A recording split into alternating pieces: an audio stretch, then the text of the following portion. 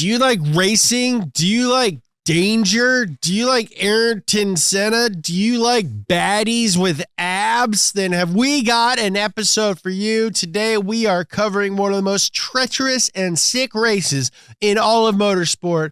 I'm talking about the Macau GP. Macau. Welcome to Past Gas. Macau. It's 1954.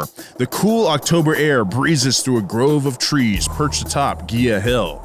All is tranquil upon the scenic hilltop until the silence is cut by the rumbling of an engine. An amateur street racer named Eddie Carvalho charged to the hillside in his Triumph TR2. But this isn't just any race. This is the inaugural race of the Macau Grand Prix. Macau. And what happens here is about to change everything.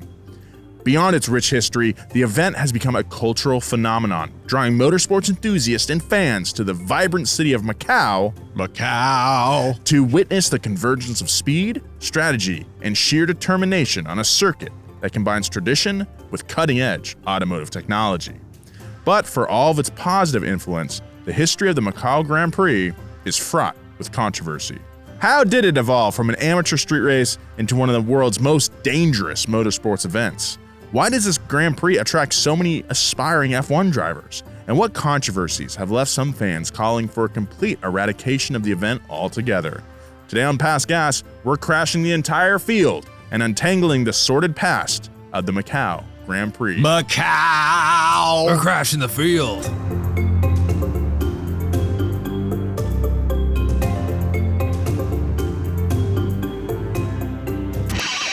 Past Gas Podcast. It's about cars, it's not about forts. Big thanks to Fume for sponsoring this episode of Past Gas. Start the year off right with a good habit by going to tryfume.com/past and getting the journey back today. Fume is giving listeners of the show 10% off when they use my code PAST, P-A-S-T, to help make starting the good habit that much easier. Start the good habit at tryfume.com/past to save 10% off the journey pack today. Big thanks to Indeed for sponsoring this episode of Past Gas. Listeners of this show will get a $75 sponsored job credit to get your jobs more visibility at Indeed.com/pastgas. Just go to Indeed.com/pastgas right now and support our show by saying you heard about Indeed on this podcast. Indeed.com/pastgas. Terms and conditions apply. Need to hire? You need Indeed. Hey, what's up? We're crashing the field today. Crashing the field. We're crashing the field. Thanks for coming to my dad's Denny's. Thanks for coming to my dad's former Sizzler. Yes. Welcome to my dad's former Sizzler. I'm going to put a capo on 4th fret. Do a little finger picking. Where is Macau? It's over there in China. Oh. There's casinos there. Macau So it's like the casino. Monaco of China. It's technically, I think it's like a principality? sovereign principality, but it is in China. When I found you, you were working in a Macau casino. Indeed. Yeah. But you guys have seen these videos, right? Yeah. No. I feel like so look up Macau Grand Prix crash. I feel like every other year there's a massive crash over there. I think that's maybe the main reason I know of this race, and maybe most of you guys, if you're familiar with the Macau Grand Prix, this is probably your only exposure to it. Unless you go to those casinos. Unless you're a whale over there at the casino, spending big chips, Yeah. doing big like bets. Brendan Fraser. Spending big chips like Brendan Fraser? No, like he's a whale. He's a whale. That movie was stupid. I didn't see it. Is that the guy who directed Mother? Pie. He directed Black Swan. That guy. And Darren Aronofsky. Requiem for a Aronofsky. Dream. Darren Aronofsky. Dude, The Whale was like what rich people think normal people are like.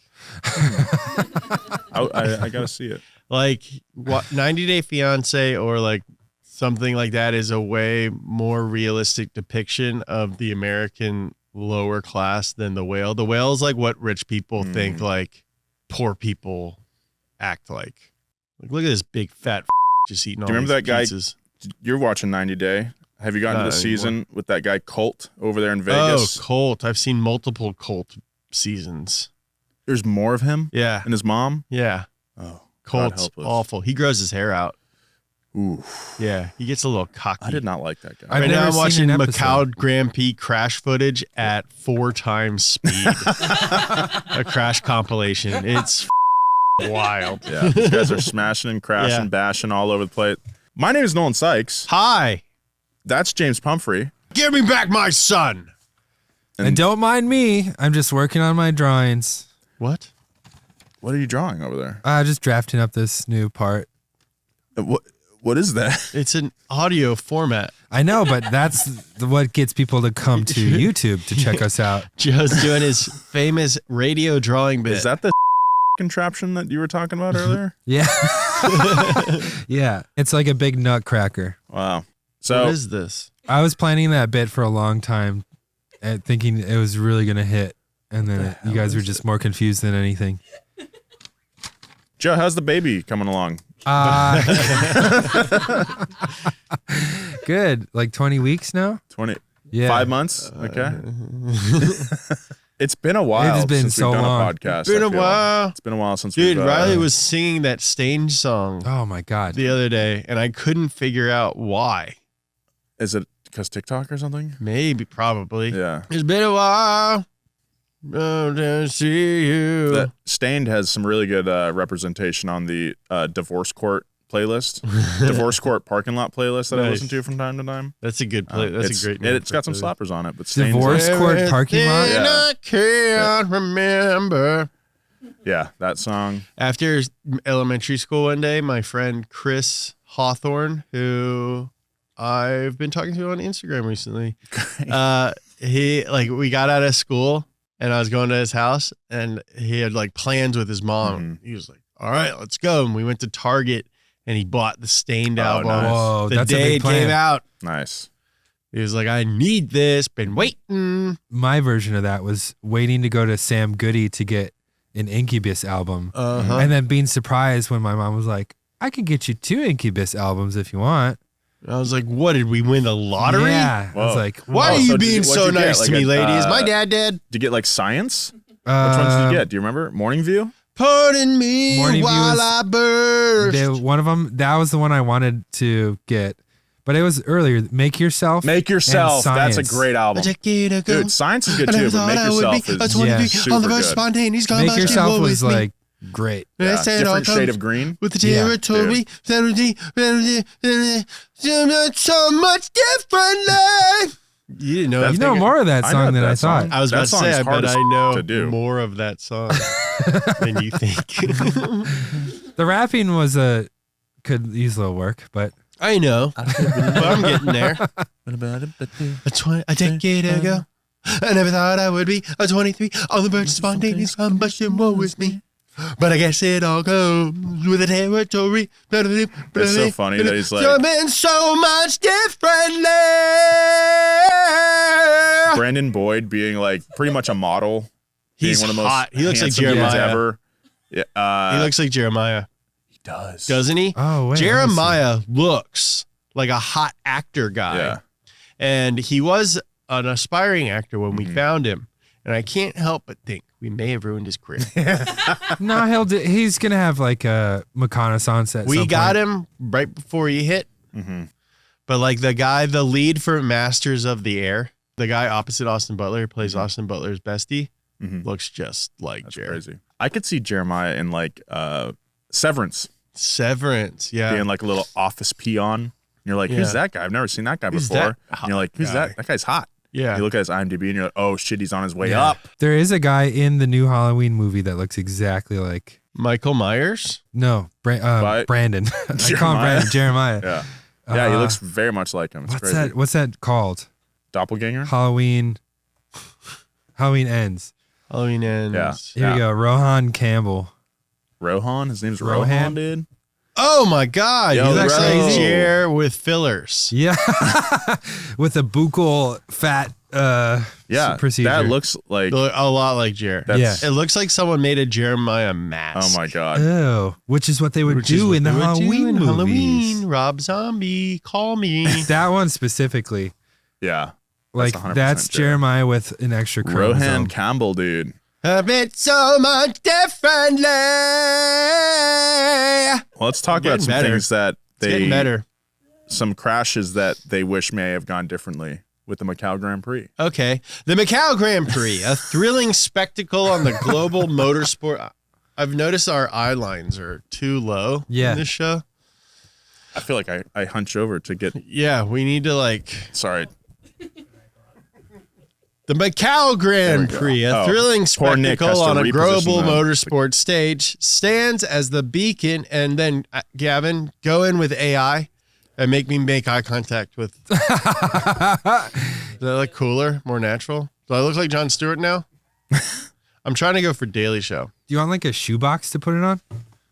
That's good. This is great.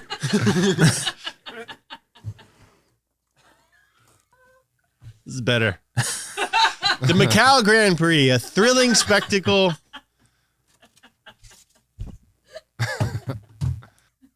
You got the dirtiest apple bottom. The Macau Grand Prix, a thrilling spectacle on the global motorsports stage, stands as a beacon of adrenaline-fueled excitement and unparalleled racing prowess. We can trace its origins back to the early 1950s. China was in the midst of a social and political revolution after the conclusion of World War II and the beginning of the Korean War. Tucked away in China's southwestern corner of the Zhu River, an enigmatic peninsula city known as Macau was searching for a way to increase their revenue through tourism. Meanwhile, 3 young members of the Hong Kong Motorsports Club, Fernando Macedo Pinto, Carlos da Silva, and Paulo Antas, yes, members of the Hong Kong Motorsports Club, wanted to create a thrilling racing spectacle on the challenging streets of their city. The goal was to elevate their club and cultivate a wider passion for racing in Macau. Fernando Macedo Pinto pitched an idea of a, quote, treasure hunt car race, which did not initially capture the approval of Macau organizers. So then the trio went back to the drawing board. At the time, there were only about 300 cars within the city, so the race would have to be exciting enough to entice competitors, but not so ambitious that it required tons of racers. Inspired by their passion, head of the Hong Kong Motorsports Club, Paul Dutoit, stepped in. He changed their idea from a treasure hunt style race. Wait, what? Yeah, I know. Unpack that. What does that mean? That sounds like a good video. Is that like kind of a rally thing where you like have stops and you have to do I think stuff? so. It seems like a what's that skateboard thing? King of the Road? King of the Road. Sounds kind of like King of the Road. Yeah. Guys, we should come up with a treasure hunt style race and make a video about it. That'd be so fun. Yeah, let's do it. Yeah. Write it down. Let's do it after this. Okay. Okay? Let's do it. I'll set a meeting. What do you say? Done. Nice. All right. After this, guys, we're going to come up with a treasure hunt style race and make a video about it. If you want to see it, check out our YouTube channel, Donut Media. All right, back to the story. He changed their idea from a treasure hunt style race, which is, as I think we all agree, a sick idea, into a Grand Prix, which is, smarter. Drawing heavy inspiration from the Monaco F1 street circuit. Seeing this as a potential money-making opportunity, the city agreed to do it. And with that, the amateur Macau Grand Prix was born. On the final 2 days of October 1954, the first ever Macau Grand Prix began. Starting at the Mandarin Oriental Hotel, 15 barely legal amateur racers lined up. Eager to navigate. Are they 18 or they just don't have their licenses? I don't know. Chloe didn't say. Eager to navigate the tight streets of Macau through a path that would become known as the Gia Circuit, a 4-hour race with 51 laps. It was an incredibly ambitious undertaking. Curious spectators gathered on the street, and the organizers of the race waited with bated breath, wondering if the amateur racers would be able to deliver. You're just trying to get to work that morning, and you're like, what the Yeah. What the is this? There's only 300 cars here. We're racing them now? There's no such thing as traffic here. But there was no reason to worry. With unparalleled skill and precision, Portuguese driver Eduardo, Eddie for short, Cavallo, had a masterful performance that left spectators in awe. As the checkered flag waved in the air, Cavallo's adrenaline-fueled journey to the top culminated in a well-deserved celebration. The first Macau Grand Prix win not only solidified Cavallo's position as a formidable force in the racing world, but etched his name into the annals of Macau's motorsport legacy. Fernando, Carlos, Paolo, and Paul, which is English for Paolo, could hardly believe it.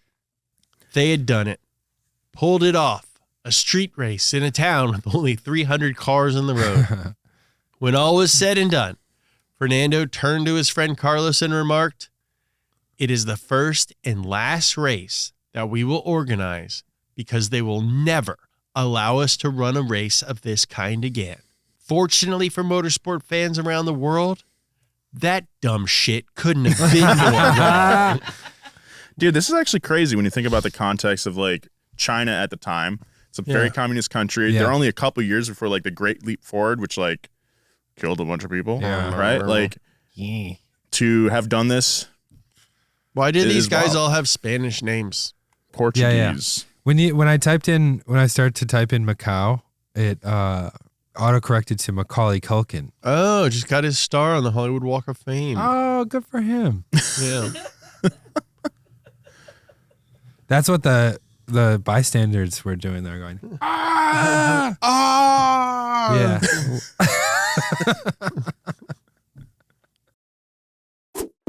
Big thank you to Subaru for sponsoring this episode. For anyone who believes that life is about the journey, not the destination, discover the 2024 Subaru Crosstrek Wilderness. Adventure is a big part of an active lifestyle, but sometimes you gotta push it to the edge. The Subaru Crosstrek has always appealed to the adventure seekers with its legendary standard symmetrical all-wheel drive. But now, the Subaru Crosstrek Wilderness goes even further. An enhanced dual-function X mode combined with 9.3 inches of ground clearance gives increased capability. Tough new off-road wheels with all-terrain tires designed for even more daunting trails. This trusty Subaru is built to take you to the limit, and yet its retuned standard eyesight driver assist technology is there to watch over you. Bold accent colors and new rugged exterior houses its equally durable water-repellent StarTech seats in a surprisingly spacious cabin. When I saw Subaru first introduce their Wilderness line, I was like, when are they gonna do the Crosstrek? And now since it's been revealed, dude, this thing looks dope. Give it a look. This thing is super versatile and capable. It's at home on the road or out in the bush, helping you with your camping trip. The Wilderness is the top of the Crosstrek range. You're not going to be able to buy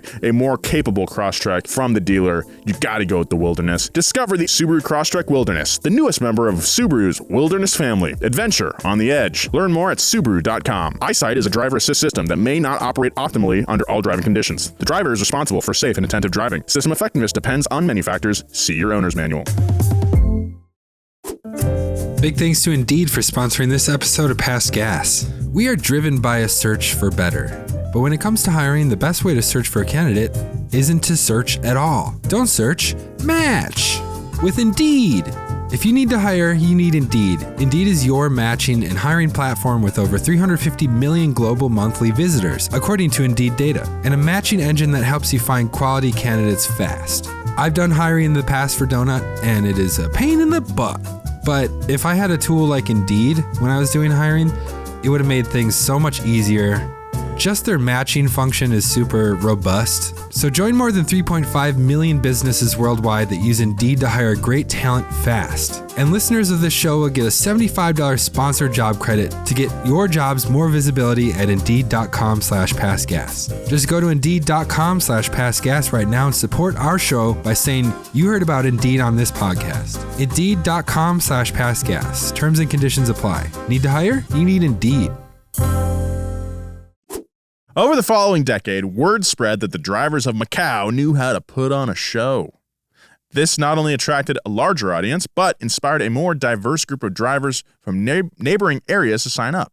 In 1966, the trajectory of the Macau Grand Prix was changed forever when Mauro Bianchi, grandfather of late F1 driver Jules Bianchi. Is he the bicycle guy?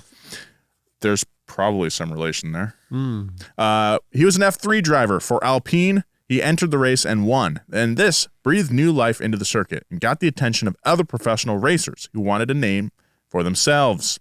Macau was no longer a hidden gem. It was now a major professional event. How hard would it be to get into F3? These days, probably really expensive still. I'm beyond. I was gonna say beyond the money. How hard? Like if Jer wanted to be an F3 driver, and we could get him the money. I think that's a series you could probably still get into.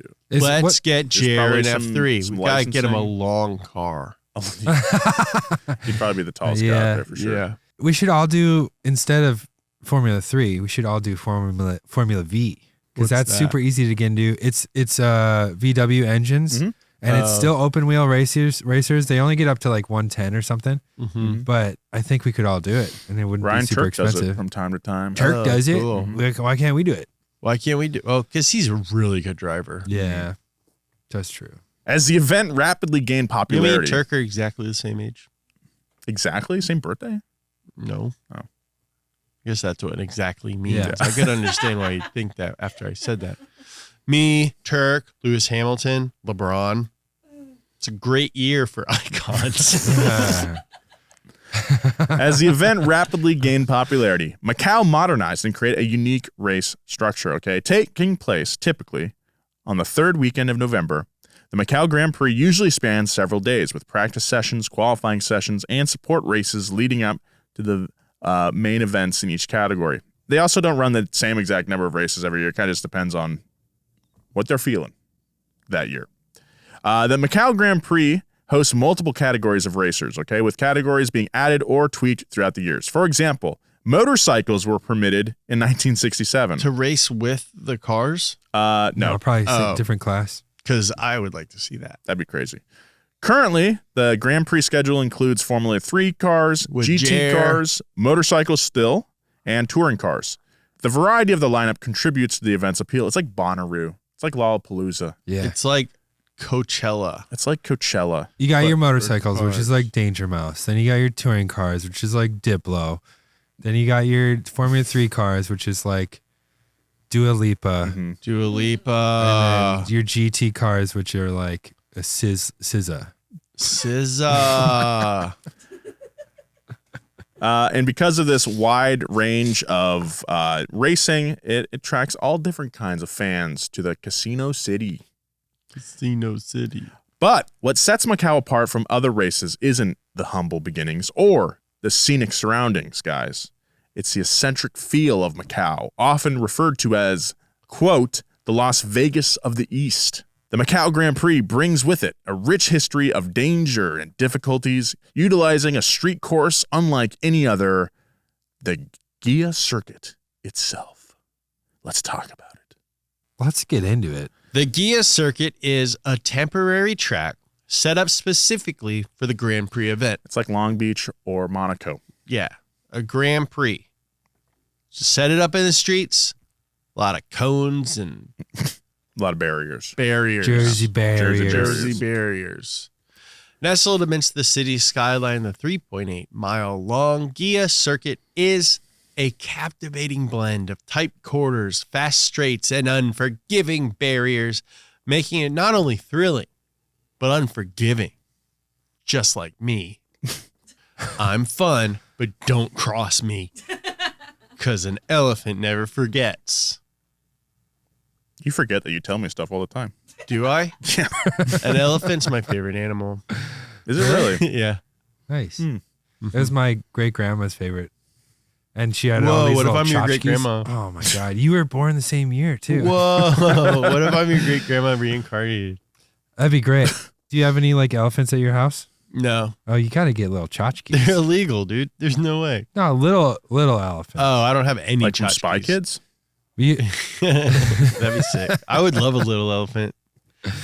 That would be sick, yeah. Like, It's like fighting with your dog. for sure. It's like Play tiny, fighting. but it's still like Play 350 pounds. Yeah, and it's yeah. like it like falls on you and you You're like, breaks get off both the your bed. You legs. can't get it off the bed. It's too Yeah, big. it's It's too too heavy. big. It's too it's cute. It's yeah, too it's like cozy. making you really hot, but you don't want to. Yeah, like and it wake doesn't him have up. fur, so it just has like hot, clammy skin. Yeah. Yeah, you're like, yeah, get I away. don't From me. think they can sweat. I know that's why they roll around in the mud. Yeah, but it wouldn't be clammy. It'd be weird feeling. Oh, yeah. Like Yeah. it'd be Yeah. like your elbow.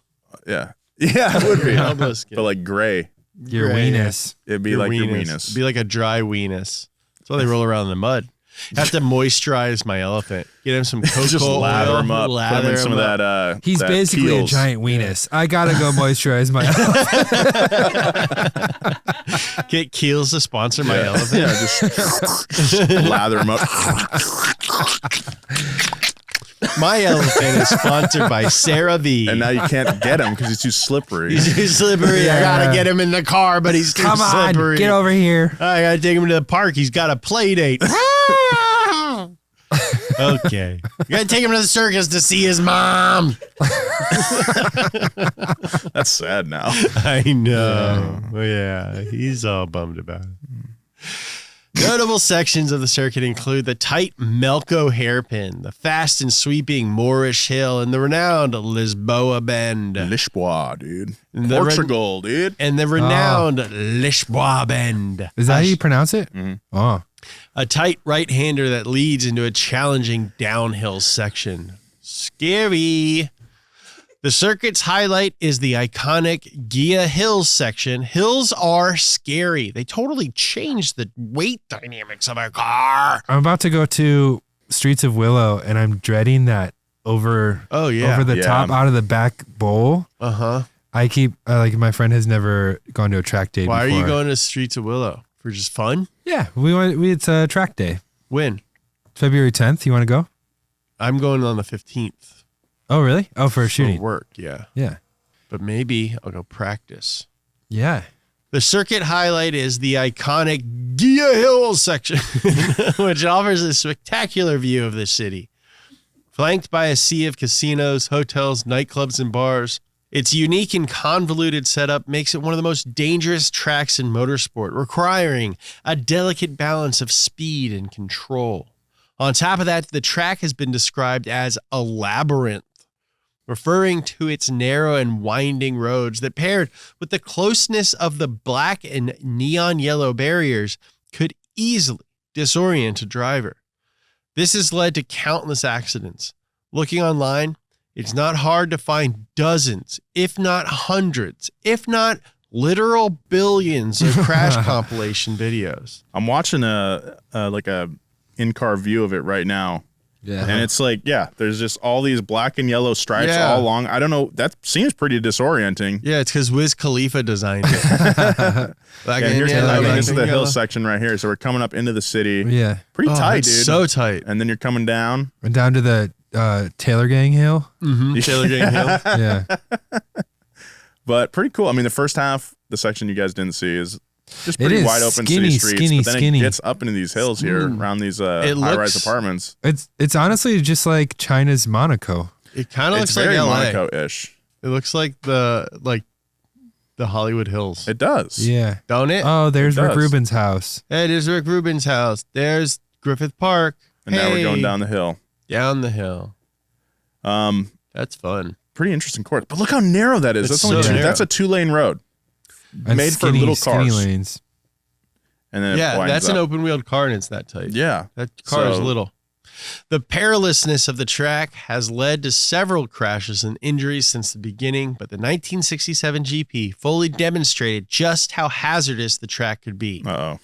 35-year-old Arsenio Doji Hidalgo Laurel was one of the many hopefuls who competed in the race that year.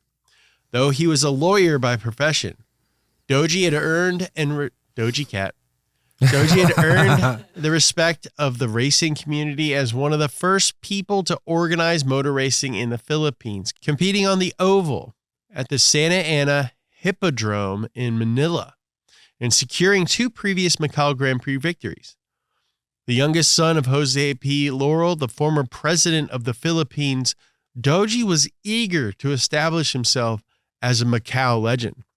You see, Hunter Biden, this is what the son of a president should be doing. Racing cars. Take in the China. lead of Doji. Yeah, Hunter Biden. Yeah, Don Jr., you wimps. Race some cars, you Don D-bags. Jr. versus Hunter Biden would be a celebrity death match. I would honestly watch. don't even know what Hunter Biden looks like. Oh, he looks like Max Payne. Whoa. He kind of does. Yeah. Interesting. Follow the money. But during the third lap, the skilled driver lost control and spun out. In a courageous split-second decision, he chose to direct his Lotus 41 into the seaside wall of the circuit rather than careening into the crowd of spectators.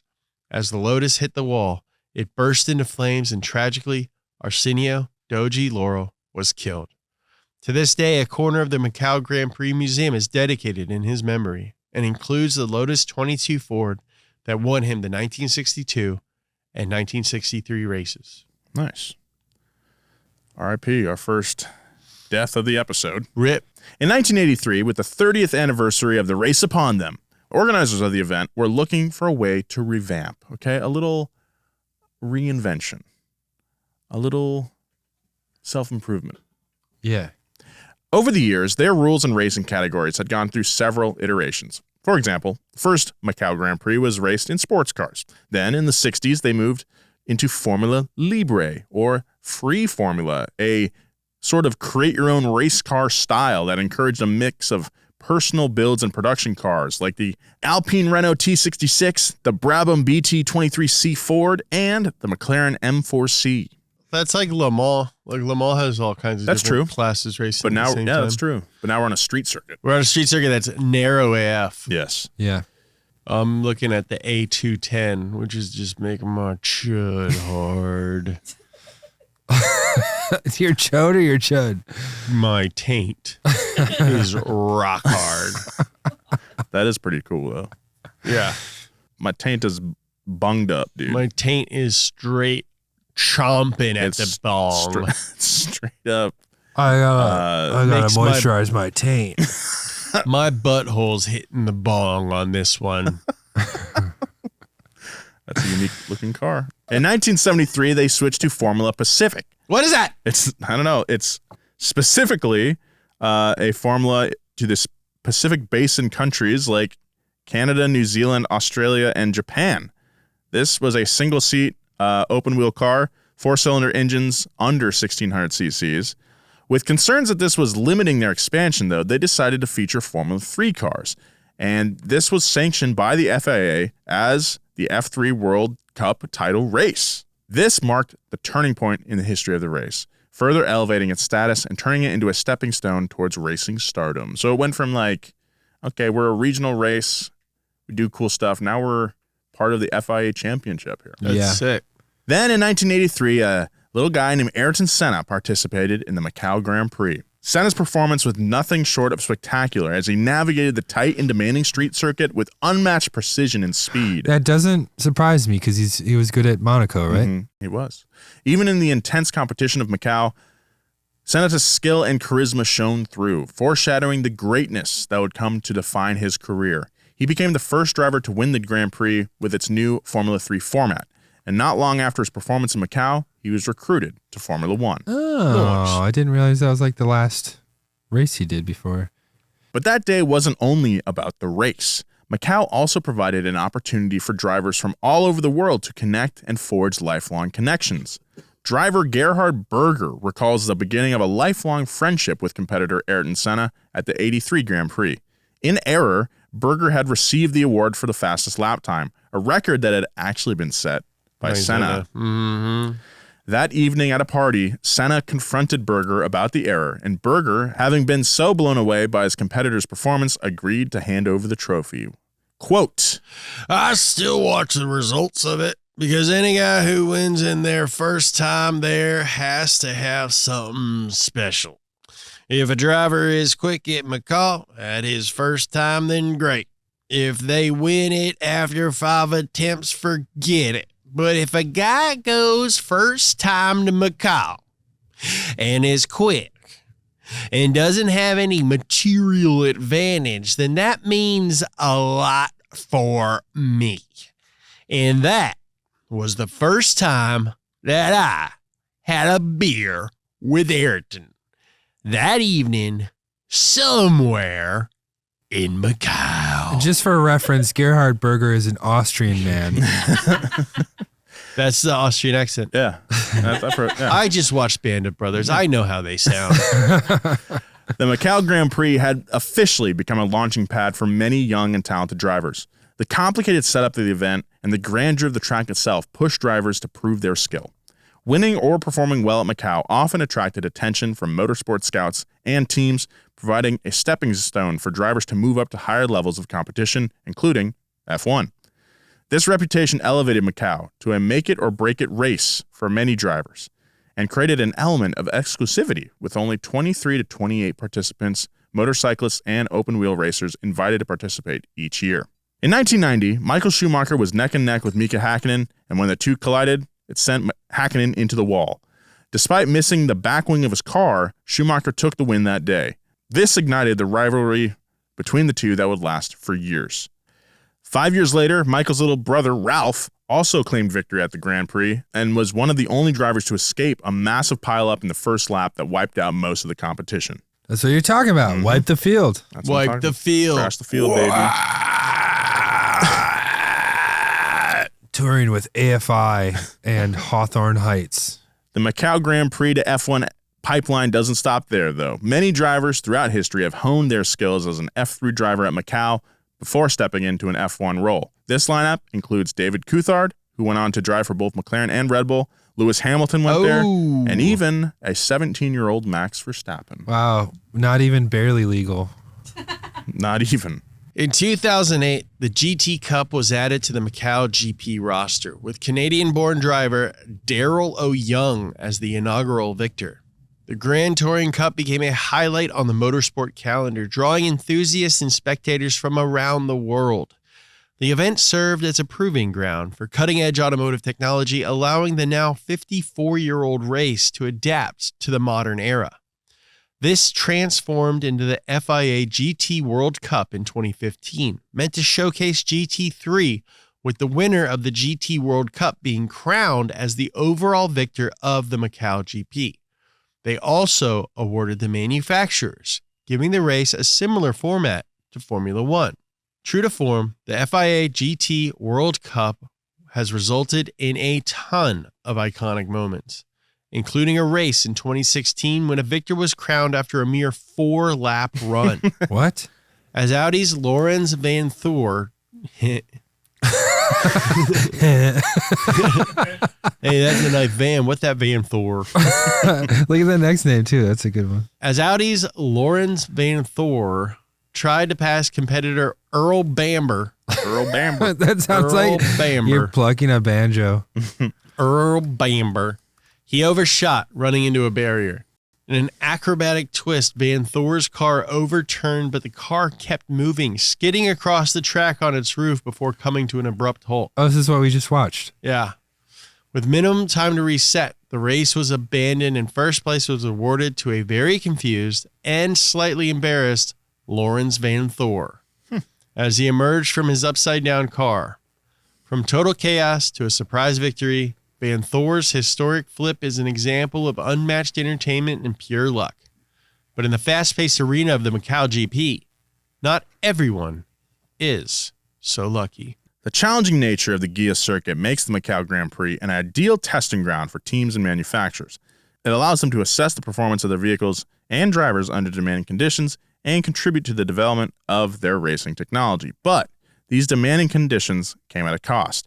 And over the course of its 70-year history, there have been 17 lives lost as a result of the Grand Prix, from motorcyclists and drivers to spectators and an official. Though other races have a history of loss attached to them as well, as we've very well documented on this show. Yeah. Too much, maybe. Yeah. Too much. Maybe we gotta go get some better help. Maybe. Better help and Blue Chew. It's Friday, baby.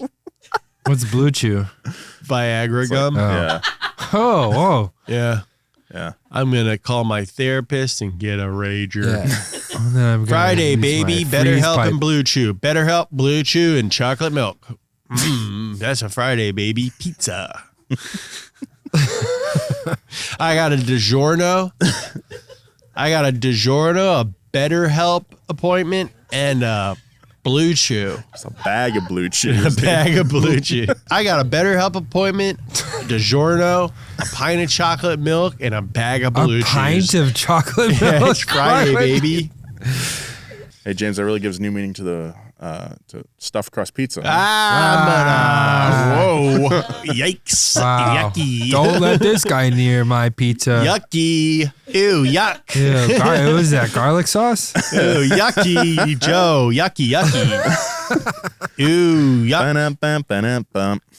Okay. This guy effed his pizza.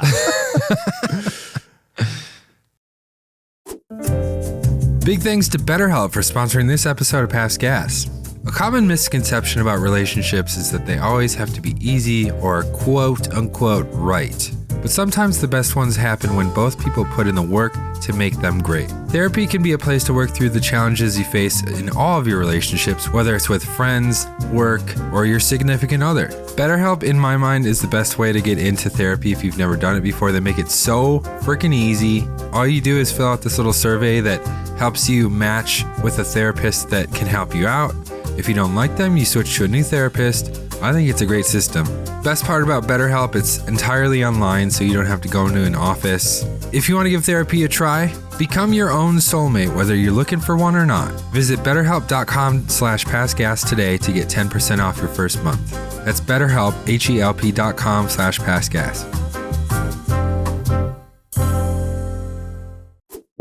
Big thanks to Fume for sponsoring this episode of Past Gas. Listen, cold turkey make a great sandwich, but it's not a great way to break your bad habits. We're not talking about some crazy mind tricks or, weird holistic stuff. We're talking about our sponsor, Fume. They look at the problem in a different way. Not everything in a bad habit is wrong, so instead of a drastic, uncomfortable change, why not just remove the bad from your habit? Fume is an innovative, award-winning flavored air device that does just that. Instead of vapor, Fume uses flavored air. Instead of electronics, Fume is completely natural. And instead of harmful chemicals, Fume uses delicious flavors. Instead of bad, Fume is good. It's a habit you're free to enjoy and makes replacing your bad habit easy. Fume comes in a bunch of different flavors like herbal tea. Start the year off right with a good habit by going to tryfume.com/past and getting the journey back today. Fume is giving listeners of the show 10% off when they use my code PAST, P-A-S-T, to help make starting the good habit that much easier. Start the good habit at tryfume.com/past to save 10% off the journey pack today.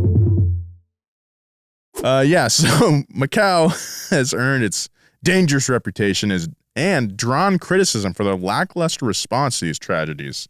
For example, November of 2012, when there were 2 deaths within 2 days. During qualifying, Portuguese motorcycle rider Luis Carrera suffered a fatal crash, and just a day later, during the open wheel qualifying, Philip Yao, a driver from Hong Kong, slammed his Chevrolet into one of the track's barriers. After his rescue from the flaming car, Yao was taken to the hospital, where he eventually succumbed to his injuries. Later, at a press conference, Macau Grand Prix committee coordinator Joao Manuel Costa Antoni said, quote, "Unfortunately, it is not very pleasant to have 2 accidents in 2 days, but every track has challenges, and the track of Macau as a street circuit presents challenges that all the drivers have the opportunity to learn. I don't think there is any question about the track." In an interview with Reuters, one of Yao's dear friends, fellow racer Adderley Fong, had a different take. Quote, "It's like stepping into a coliseum with walls and grandstands. It's a gamble each time, like walking into a casino. You're taking chances and you don't know what the consequences will be. When you step into a racing car, everyone should be prepared for the worst. But you have to put it in the back of your mind because death is the only thing that causes fear. And when you have fear, you can't drive fast." All right, that was Adderley Fong. It was great to have you. It's like stepping into a Taco Bell. It's just like cheese and crashing everywhere. It's like the Coliseum and the casino and the Taco Bell.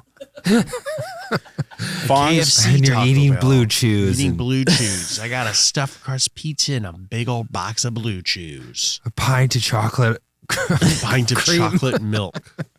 Fong's father was asked if he worried about his son's mortality on the track. His response was short but poignant. "God gave us our son, and God will decide when to take him away." Oh my God. What a weird guy. Yeah. What? I you have imagine no being a feelings normal on my person son's and saying that? well-being. Yeah.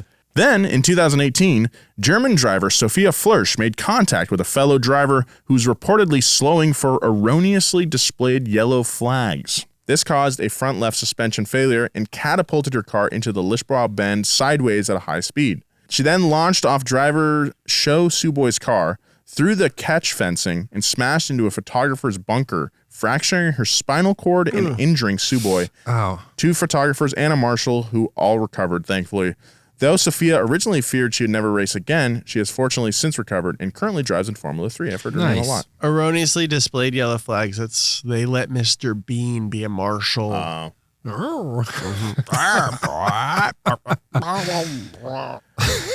This horrifying incident, coupled with the death of 31-year-old motorcyclist Daniel Haggerty the previous year, highlighted the need for safety reform in the Macau Grand Prix. The public had hit their breaking point, and the race had crossed over the line.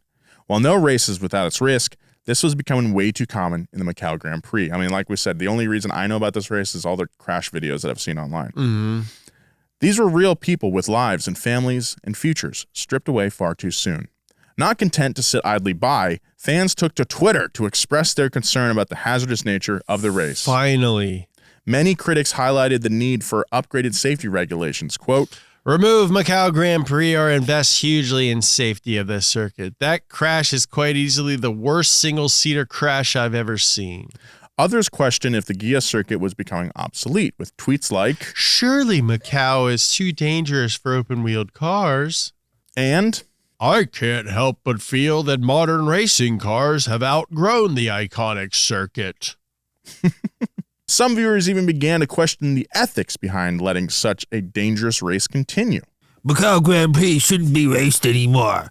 We've had 2 consecutive years with massive crashes, one fatal, one nearly fatal for multiple people. And Macau needs to be stopped. That track is just too dangerous. in the midst of this crisis, providing a glimmer of hope and a spectacular display of strength and dedication, Sophia Flörsch returned to race at the Macau Grand Prix only a year after her near-fatal flip. She competed again just this year with the Van Amersfoort racing team. Yeah, she got abs. She got casual abs. She got casual abs. Yeah. Oh, holy shit. What? You watched the The crash, not that she has abs. I think you're like, all right, Nolan, chill out. Holy shit. Holy shit. No, but you guys got to see that. Oh, my God, dude. Come on. Whoa. It took off. Yeah. That's nuts. Following the Sophia Flörsch incident, the FIA mandated changes to 6 different areas of the street circuit: the San Francisco Bend, Reservoir Bend, Mandarin Oriental Bend, Lisboa Bend, Gia Hill areas, and R Bend. This included relocating the photographer's box, enlarging the runoff area, and reprofiling the barriers at the Lisboa corner. They also implemented electronic flags to improve communication with the drivers and decided, hey, let's not hire Mr. Bean as a marshal anymore. And they incorporated safer barriers in the Reservoir and Mandarin Oriental Bends, which absorb and reduce kinetic energy in the event of a crash. They use on NASCAR courses. Oh, yeah. They also took away the title sponsor of the photographer's box, which was Target.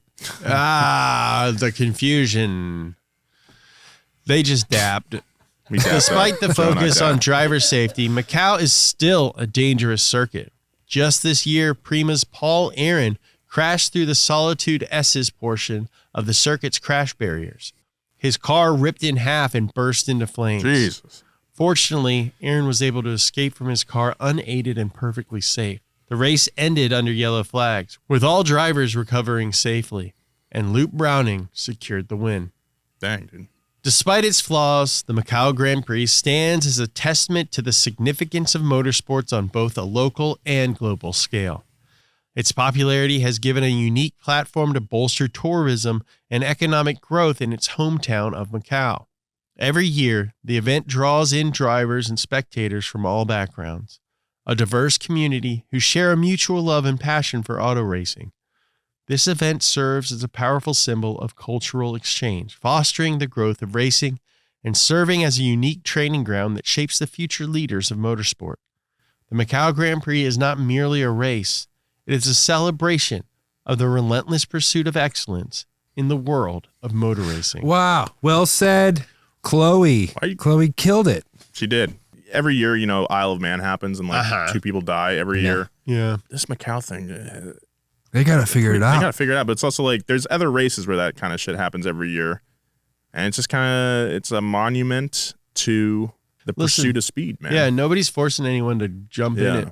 And it's such an interesting course too. Like I appreciate more dangerous courses if they're interesting and take a lot of technical skill to master. As opposed I think the to like problem big, is that like big you got a lot wide- of these younger drivers in these F3 cars that are really trying to prove themselves. that are trying to prove that exactly because it's like a springboard. They're trying to prove themselves. They're I'm sure if it was like actual like veteran F1 drivers racing, it probably wouldn't be as dangerous because you just have more experience. But yeah, it's just that combination: inexperienced drivers, springboard effect, the glory of winning it, literal springboard into F1. So I get it. Yeah, that too, Joe. All right, we got some listener mail this week. You want to read it, Joe? Sure. What up, Donut Media? It's your boy Jarvis, longtime listener, first time emailer here. Just chiming in to say how much. First email ever sent, and he decided to send it to us. I love it. Thank you. Just chiming in to say how much I appreciate that you featured Willie T. Ribs on the show. As a black man from the South, Texas, in my 30s, watching the documentary Uppity was so relatable to me. I had a childhood dream of being a race car driver, and I fulfilled that through sim racing, but growing up, I never saw people who looked like me in racing history. Until I discovered his story a few years ago, along with Wendell Scott, who you also covered. I'm also thankful that you continue to point out how recent this all was. People forget that Jim Crow only ended back in the mid-60s. A lot of those people are still alive, dog. I have faced similar prejudices growing up for some of the things I liked, including my love for racing. Seeing him talk about this, how he stood up to all the bigotry and racism was so inspiring to me. If you don't want me to do that, then beat me. It is peak race trash talk, and I love that he did that. Love the podcast, love the channel, love real mechanic stuff. You guys are the real ones. Also love that Joe brought back the Wink Wink Nation shout out at the top of the show. Jarvis from Dallas, Texas. Thanks, Jarvis. Thank you so much for your email, Jarvis. We're going to keep looking for more stories like this. If you'd like to send us an email, hit us up at passgas@donamedia.com. We'll read it on the air, maybe.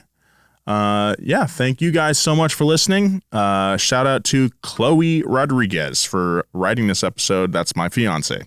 Nice. Wonder how she got the job. I was wondering if you were going to address Through that. merit, surely.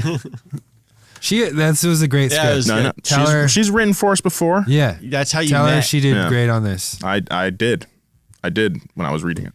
Did you give her notes? Was she receptive? I give her notes, yeah. Did she slap you? No. Did she slap you? No, I say, hey, I'm going to, it's like anything else. Did you sleep on the couch? No. No, I did not. Did you have to sleep in the car? That would be a major red flag if I had to sleep on the couch because I gave some notes on how to rewrite a sentence. Yeah. That would be a major red flag. Uh-oh, Nolan's in the doghouse tonight. Nolan's in the doghouse. It's like, I don't even have a dog. She bought me a doghouse to sleep in because I gave her notes. That was a sex thing. Yeah. It was, actually. Yeah, you like that. Oops, I'm stuck in the doghouse. Stuck in the doghouse. Better spray just me with hanging the out. hose. They make some pretty big dog houses, just saying. They do. Big dogs. Okay, thanks for listening. Bye. Bye.